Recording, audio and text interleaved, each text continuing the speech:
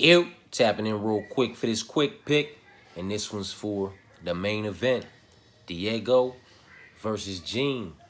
Now I've decided to go ahead and rock with Gene and roll the dice with Gene and see if Gene can, find a way to get this one done.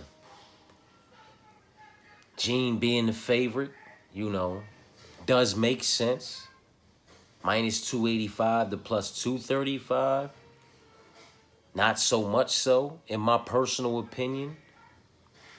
The height and reach advantages both go to Diego with a 2-year youth advantage going to Gene.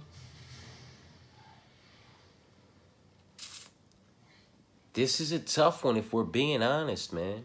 It is a tough one. Some might like to think it's a bit easier than I think it is, based off the fact that Diego Lopes has been caught, clipped, and disconnected from his consciousness in the past, I believe 2 times. He has 10 knockout wins, 2 knockout losses, 12 submission wins, 4 decision wins, and 5 decision losses. So, he has been caught, clipped, and disconnected from his consciousness a couple times in the past. And, that is what Gene Silva likes to do. So some of y'all might think this is an easier decision what I think it is, but, he's undefeated in the UFC. Diego, not so much so. He's tasted defeat inside the UFC. But would Gene Silva be undefeated inside the UFC if he had to take the same road to Saturday that Diego Lopes had to? Fighting Masvar Ivalov in a UFC debut is just fucking ridiculous. And then his last fight, Volkanovski. 2 individuals that I honestly do not believe Gene Silva gets past the Masvar Ivalov, and to be determined whether or not he can handle Volkanovski in 2025, man.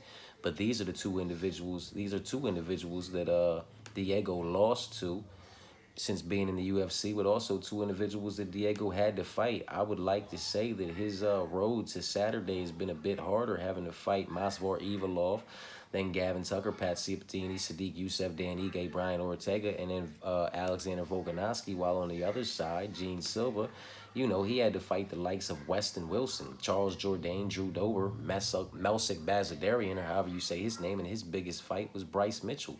So, the power's on Gene's side, but I think the speed is on Diego's side. The height and reach is on Diego's side. The level of opposition is on Diego's side. In my personal opinion, I'm rocking with Gene, but with extreme caution. Best of luck. Peace and blessings.